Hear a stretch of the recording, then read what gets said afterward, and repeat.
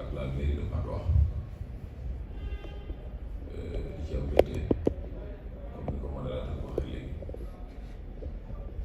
je pense que def nañu formation boo xamante ni c'est 23 étudiants tey les 11 lañ war a jox rendre leen leur remise de diplôme mais aussi ñeneen ñi nga am pour di eggali seen formation di remercier madame la maire Ndeye Fatou Gaye ci taxawaay bi nga xamante ni am na ko ci formation bi mais aussi di remercier Khadim Diba bu baax a baax moom mi nga xam ne mooy suñu partenaire je pense que comme ni ko modérateur bi waxee léegi rek dañu toll foo xam ni ci réew mi liggéey jafe-jafe jafe lool sax parce que comme ni ñu koy waxee toujours rek état mënu jël ñëpp mais état moo war a créer condition yu nit ñi mën demee liggéey ji tey mairie Patte d'Oie dafa bokk ci démembrement wu état c'est pourquoi bi ñu xoolee vraiment demande d'emploi bi jafe-jafe yi nga xamante ne en tout cas les jeunes am nañ ko pour trouver du travail yàlla ñu présente ak Khadim Diba ñu waxtaan ñu ne pourquoi pas ñu def des formations yu mel nii nga xamante ni dafay jëm ci manutention nga xamante ni mën nañu wax bu ñuy wax métier de l'avenir mën nañu wax manutention ñu nañ ko def pour jàppale en tout cas nos jeunes frères parce que ñu am métier mais ñoom métier boo xam ni dafay am cabinet bu mag boo xam ni moo ko sous-signé mu Veritas dinañu permettre après même bu dul Sénégal fu ngeen génn ci réew yu bari ci àdduna bi fu ngeen ko présenté ñu mën leen jël mais mu amaat beneen lu ci am solo encore lu ci nekk mooy au-delà de permis de conduire sans pour autant boo ko amul autorisation de conduire bi rek remplacé na encore un permis de conduire mu nekk lu am njëriñ lu am solo ñun nag en tout cas en tant que institution gannaaw bu ñu leen gunge ba yàlla dogal tey ngeen am seeni permis autorisation et tout dinañ encore ànd ak madame la maire encore Ndeye Fatou Gaye ak le conseil municipal fexe ba incha allah ngeen am des stages wala ngeen am pourquoi pas ñu embaucher leen ba ku nekk ñu insérer la nga am ci loo jàpp daañu ko def incha allah daañu yëg suñu tànk daañu dem fépp fu ñu war a dem ba ci le directeur du port incha allah. dañ ko def ngir suñu bopp mais dañ ko def ngir état du Sénégal parce que nit ki soo koy jàppale da nga xool jafe-jafe yi moom nga ne na ko ci jéem a taxaw te jafe-jafe yi pour man Sénégal yëpp jafe-jafe bi ñu am ñu ci ëpp surtout les jeunes mooy insertion mooy jàpp ci dara. wax ni yàlla sottilee lii tey mën na ko sottilee incha allah rabbi yeneen yi nga xam ne moo ci topp te dinañ ko def suñu sacerdoce incha allah rabbi daañu ci ànd ak Khadim ak vraiment ak keneen képp koo xamante ne partenaire la te incha allah rabbi am nañ ci yaakaar parce que dafa nekk les métiers de l'avenir comme ni ma ko waxoon sànq tey jii amul fooy dem fu ñu ko soxlawu jàpp naa ne am ko du chemin sax jafe lu jafe la parce que moom la modérateur wax ni au delà de ñun li ñuy war a dox yéen bu ngeen gëmee seen bopp incha allah rabbi da ngeen dem permis muy métier ak lu mu mënti doon su ko nit amee te gëmul boppam pour mu dem dana jafe dafa am loo xam ne yaa koy gëm sa bopp yaay gëm ni man la ma doon def mat man dafa am loo xamante ni sax formateur du la ko jàngal sa gëm-gëmu bopp moo koy mottali il fallait que nga am loo xamante ni loolu tey je pense que yéen ñëpp foofu la ñuy xaar am na loo xam ne formateur bu jàngalu la ko am na lu des yaa koy jëriñul sa bopp kenn du la ko jàngal amul koo xamante ci àdduna jàng na métier boobu moo ko mosoo génn c'est impossible sur le terrain di nga gis nag yeneen yoo xamante ni sa kala doon formé mais yow yaay am ngëm-ngëmu sa bopp ni lii nii dama ciy génn te nii laa ci génne loolu nag lii même si bu nekkul état du Sénégal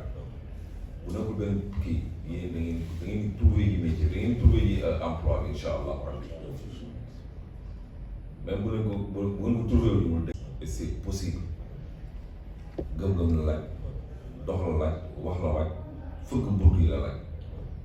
ku nekk ci li nga xam dama nga fëgg si bunt mais ñun tam incha allah rabbi comme ni ma ko waxee daañu leen gunge incha allah bëgg nañ tamit bu ñu leen joxee seen diplôme aussi ba yii jeex ñeneen ñi nga xam ne ñu ngi ci li nga xam ko ñu ngi boîte yeneen parce que métier du doy tu peux avoir 2 à 3 4 métiers yàlla moo xam ban mooy ubbeeku nga dem nga jàkk si mais au moins nañ ko fexee téye ku nekk xam ne am na diplôme bi de conduire pour manutention suur bu la ci bu fekkee foofu la sa wërsëg nekk incha allah rabbi daa ci liggéey bu sa wërsëg nekk bi yeneen formation parce que y aura d'autres formations yoo xam ne dinañ ko def te buñ koy defee yéen ñi nga xam ne def ngeen bi du leen ci bàyyi su ngeen bëggee ngeen ñëw def agriculture élevage et tant d'autres yoo xam ne incha allah bi ñu ngi ci xaar parce que yàlla rek moo xam fan la ko tudd ubbee ko am na si ñoo xamante ni tey yéen a formation bi mais yàlla rek moo xam parce que xëy na amoo leen kenn amu ci gros porteur wala xam nu ñu koy waxee machine boo xamante ni tey mën na ci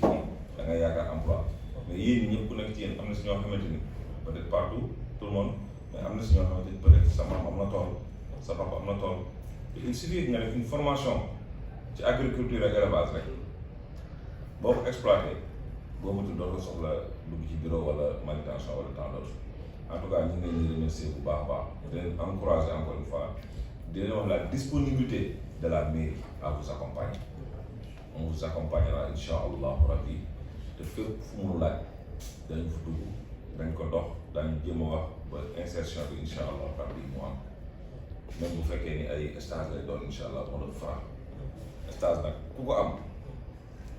yaay wan di la fay kii encore une fois mooy gëm sa bopp bi ñu doon wax une fois stage yi ñëw ku nekk yaay am gëm sa bopp ni man stage bii may def su ma ko paree dañ may téye foofu incha allah rabbi en tout cas ñu ngi leen di encourager encore une fois di féliciter encore Khadim Ba vraiment les organisateurs am nañu mbégte bu rëy encore une fois di féliciter waat madame la maire Ndeye Fatou Gaye ci taxawaayam vraiment di leen remercier di sant bu baax di gërëm di wax asalaamaaleykum wa rahmatulah. nii la rek comme ni ko yàgg waxee maire moom da ngay fexe ba amal njëriñ seen askan parce que Sénégal boo xoolee les jeunes et les femmes d'abord pays yooyu ñooy maanaam surtout nag boo defee ci ndaw ñoo ñu xam-xam ak éthique ak déontologie ak civisme donc monsieur le maire macha allah sa taxawaay même bu dul tey ni ñu ko dégg dañu jàkkaarloo yow yi xam nañ ni yàgg nañoo dégg Abdoulaye Ka macha allah ci dynamisme ak ci bëgg ay ndawam ak ci bëgg askanam te loolu nag ñu lu ñuy magnifier te accompagnement bi nga xam te ni wax nga ko nii ci jeunesse bi loolu dafa am solo parce que forme nit rek bàyyi ko mu dem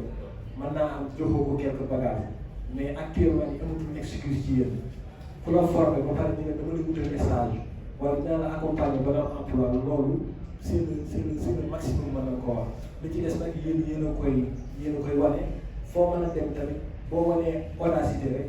wanee xarañteef da ngay bokk dañ lay jiital di nga dem ba mën a dépassé sax monsieur Khadim Diba mii leen formé c'est possible ñaata nit ngay romb nga xam ni kii sa enseignant la woon wala kii sa professeur nga romb ko xam ni kii yaa ko gën a baax na situation yàlla boobu bien vrai que wërsëg mi ngi ci mais tamit des fois sa détermination da koy wane nga am mindset daal ni man fii laa visionné donc ñu ngi leen di kontaane di kontaan tamit ci monsieur le maire di ñaan ngeen tàcc ko bu baax a baax a baax di ko ñaanal tamit di ko ñaanal moo am ay ndombay tànk yu gën a kawe même président de la république pourquoi pas ak yeneen yu gën a kawe dem lay liggéey ci gën a kawe ci am loolu la naan parce que nii ngeen koy gis ni képp ku bëgg sa ndawi réew wala sa jigéenu réew wala sa askan yàlla da lay jàppale donc sans plus tarder nous allons donner la parole à madame. Chers invités, monsieur El Hadj Malick Mbaye, monsieur Ibrahima Ka Mbaye, nos chers diplômés,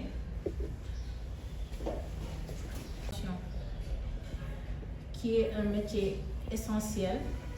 de l'avenir, des compétences dans de nombreux métiers tels que la logistique, l'industrie, le bâtiment et même le secteur de la santé. Aujourd'hui, nous allons aborder avec vous un sujet fondamental, mais beaucoup souvent sous-estimé, la manutention. L'importance de se former est un métier de l'avenir garantit un salarié en très bonne santé et un salarié serein dans son métier. Chaque jour, des milliers de travailleurs manipulent des charges souvent lourdes et souvent encombrantes, le plus souvent du temps, des accidents avec une santé parfois défectueuse de vie, leur travail ou même de leurs membres. Nous nous disons aujourd'hui, pourquoi pas, dans cette démarche de politique générale que mène l'État du Sénégal de l'AICA, en collaboration avec ILEM Sénégal, a réuni des forces énormes pour aider ces jeunes à la formation et plus tard à une insertion au niveau des employés du Sénégal. Nous ne pouvons pas terminer ce discours sans autant parler de la manutention. Je peux même donner une anecdote que j'ai tout à l'heure dit au directeur général. Je suis tellement imbue dans cette formation que j'ai suivie pendant ce mois de mai. À chaque fois, quand je traverse dans la rue, je ne fais que regarder les grilles s'ils sont dans les mesures sécuritaires ou pas. Ce qui veut dire que former, c'est un éveil de conscience. C'est pousser la personne à être responsable, au-delà même d'être un grutier, mais être responsable même de sa vie, responsable de ses actes.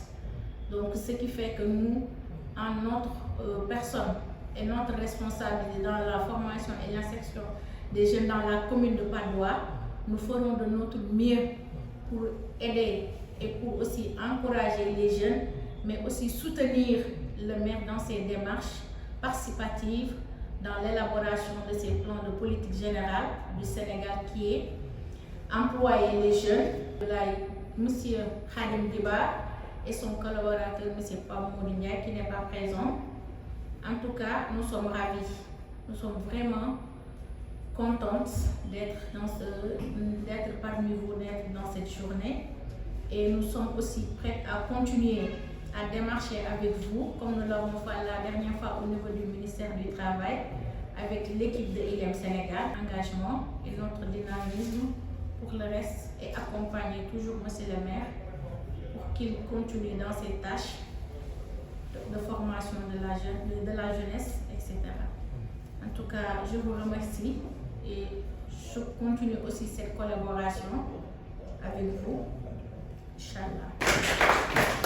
di nuyu aussi nos modérateurs mais également di nuyu suñu jeunes yi nga xamante ne tey ñoo waral activité bi donc je pense que comme le modérateur waxee je suis là vraiment comme un ami également un frère à Khadim bien vrai que tey même le coordonnateur communal de Pastef Ndande dafa bëgg na ñëw parce que Khadim aussi c'est un frère boo xamante ne dañu ànd ci liggéey bu bari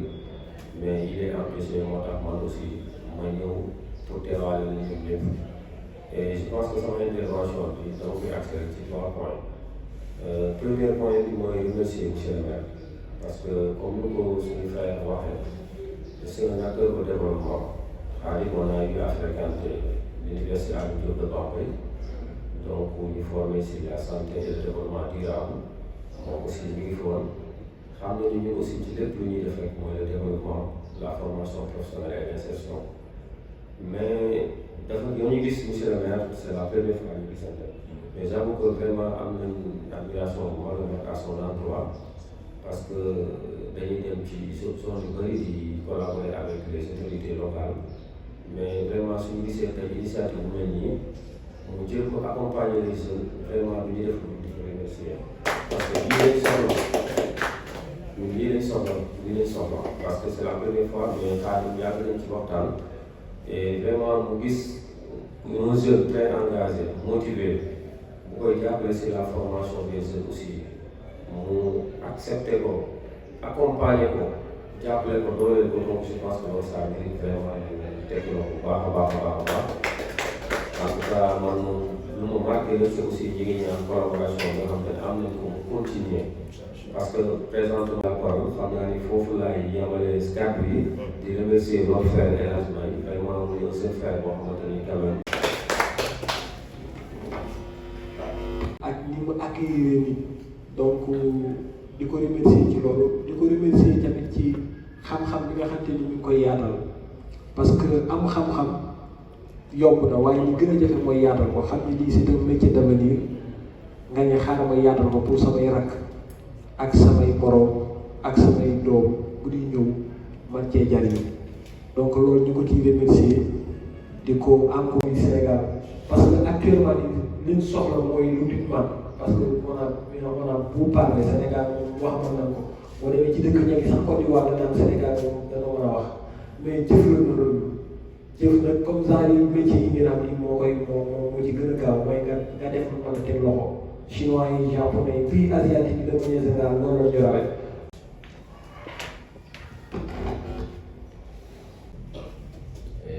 xanaa kay di yeesalaat di nuyoo waat rek di jiital ci nuyoo bi l'autorité municipale monsieur le maire Abdoulaye Ka bu ñuy wax ci moom day mel ni dañ ko xam téeméeri at ndax dañoo bokk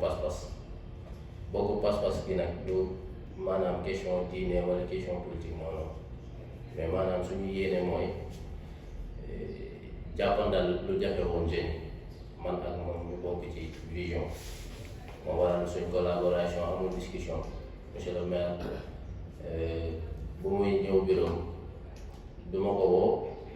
damay jékki-jékki rek yoruma sax numéro sax pour vous dire dama koy soxla rek ñëw bureau di nuyu monsieur El Hadj Malick Mbaye suñu modérateur di nuyu aussi suñu grand frère monsieur Ibrahima Mbaye suñu collaboration du léegi rek mën naa ni depuis ñuy doon xale la woon ba léegi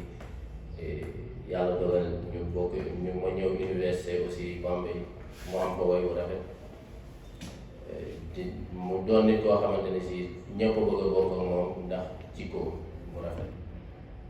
di nuyu aussi madame Ya Seyda moom aussi mu doon une personne très engagée depuis formation bi ba léegi yéen a ma gën a xam sax li mu ci def bien vrai que course bi yéex naa ñëw ci kii bi mais ba mu ci ñëwee ba léegi elle n'a ménagé aucun effort pour journée yi ñu réussir parce que moo doon jël temps repas yi fi doon lekk yëpp moo ko doon togg amaana sax léeg-léeg ñu jox ko loo xam ni matiwu ko mu defal ñu loo xam ni day kawe suñu jox war Cafax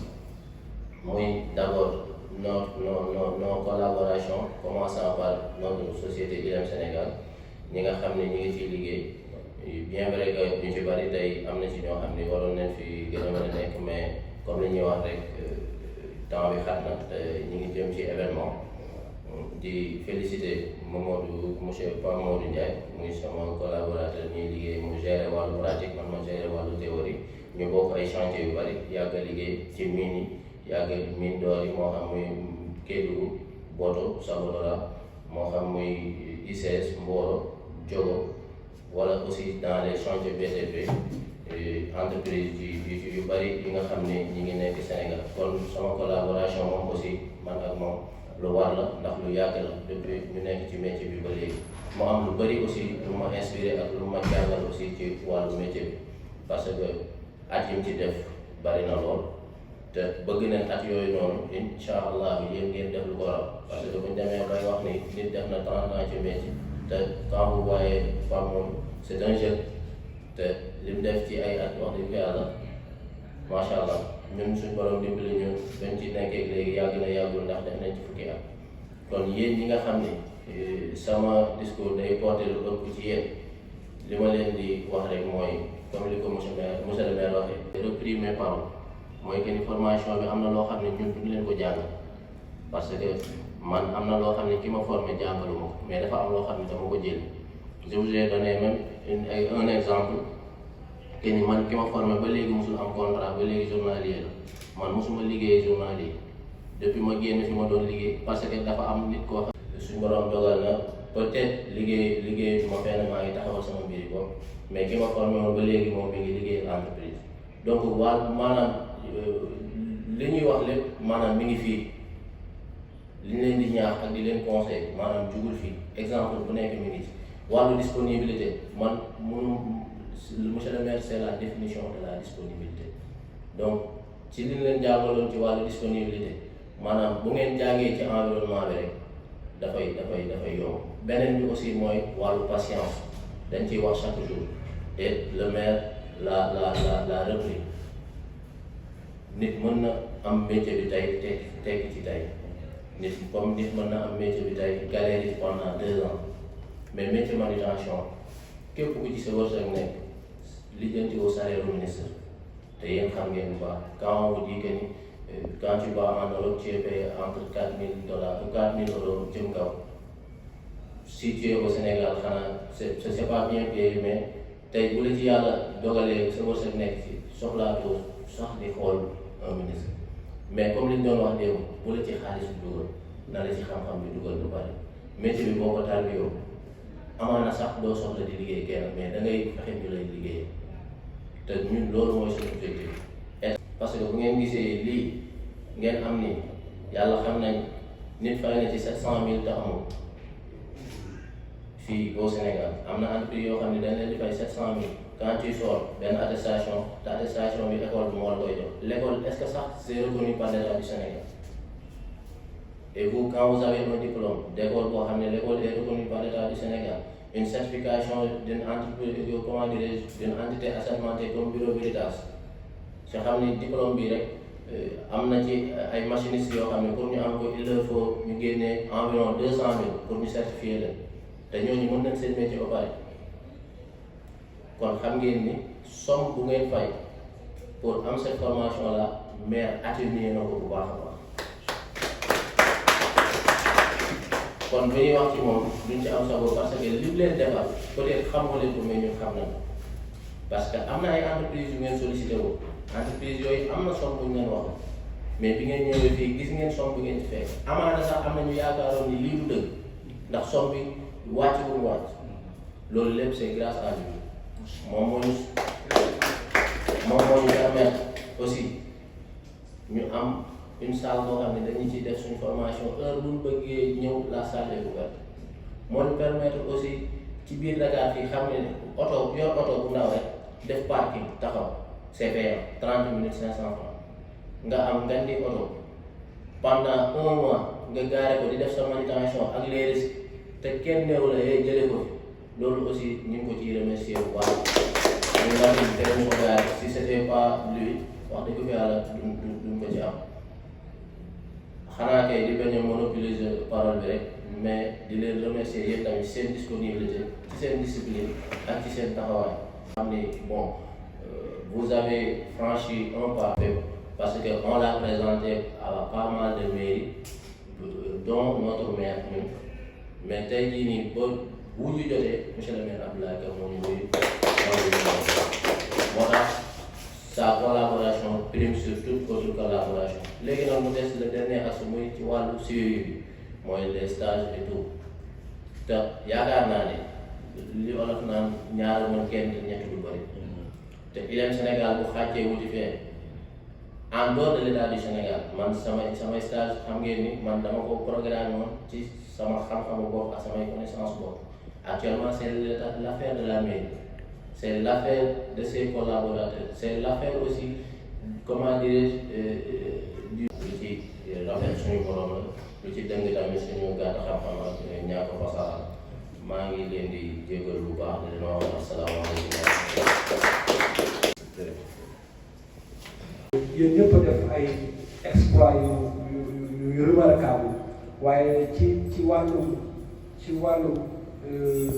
formation ak ci wàllu jàng bu mën a demee dina am ñoo xamante ni ñooy jiitu yéen ñëpp nag yéen a def ay mag yi boo ko gisee da nga xam ni yéen pare ngeen pour génn sax ci Sénégal yi ngeen gérer leneen waaye parmi yéen am na 4 personnes yoo xam ne ni ñoom moo leen koy jox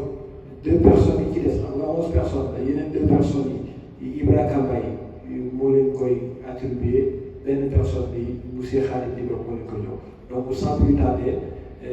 la première personne ñu jóg taxaw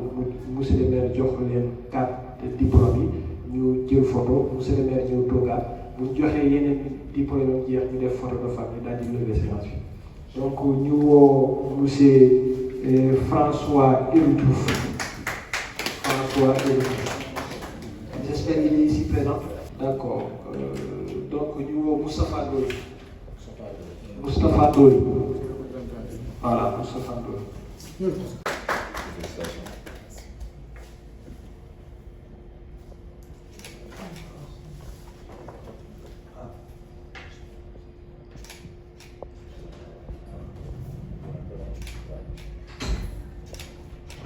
Moustapha Diawara. Vos applaudissements s'il vous plaît, Moustapha Diawara.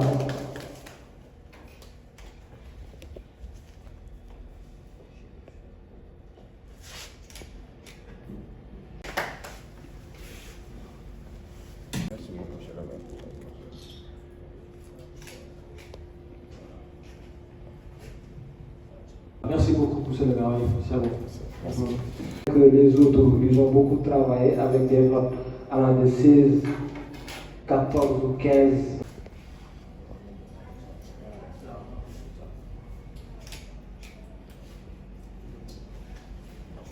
Madame, vous pouvez attendre. Monsieur Issa Bob.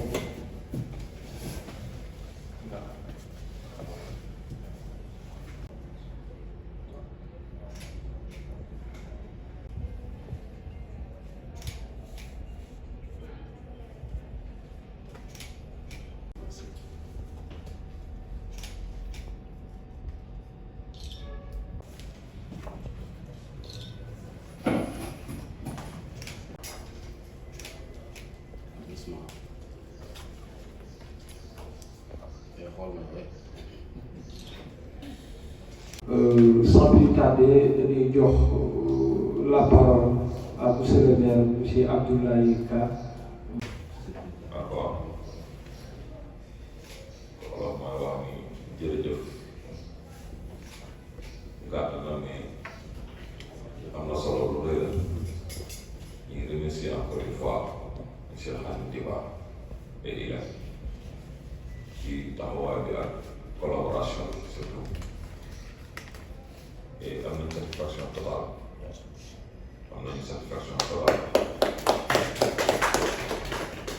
di ñaanal vraiment les étudiants yàlla dafa leen tawfeex ba le plus rapidement possible incha allah rabbi ñoom ay point de chute yoo xamante ni dinañ mën a exploiter xam-xam bi nga xamante ni jàng nañ ko. Parce que au niveau de la mairie les formations sont toujours disponibles. Et on est prêt à les accompagner. Nañu ñëw ñu ànd ak IREM ak monsieur Khadim Diba et la commune incha allah rabbi ñu jàppale leen ci formation yi képp koo xam te ne en tout cas am nañ yéene bëgg a def métier manutention nos portes sont grandement ouvertes ñu ngi ci woo tous les jeunes en tout cas surtout de la commune de Pato.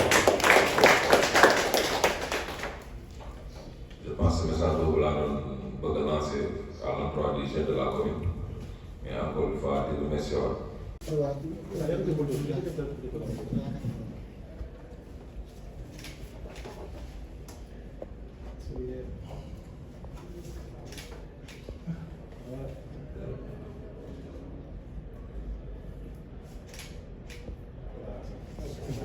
Merci beaucoup.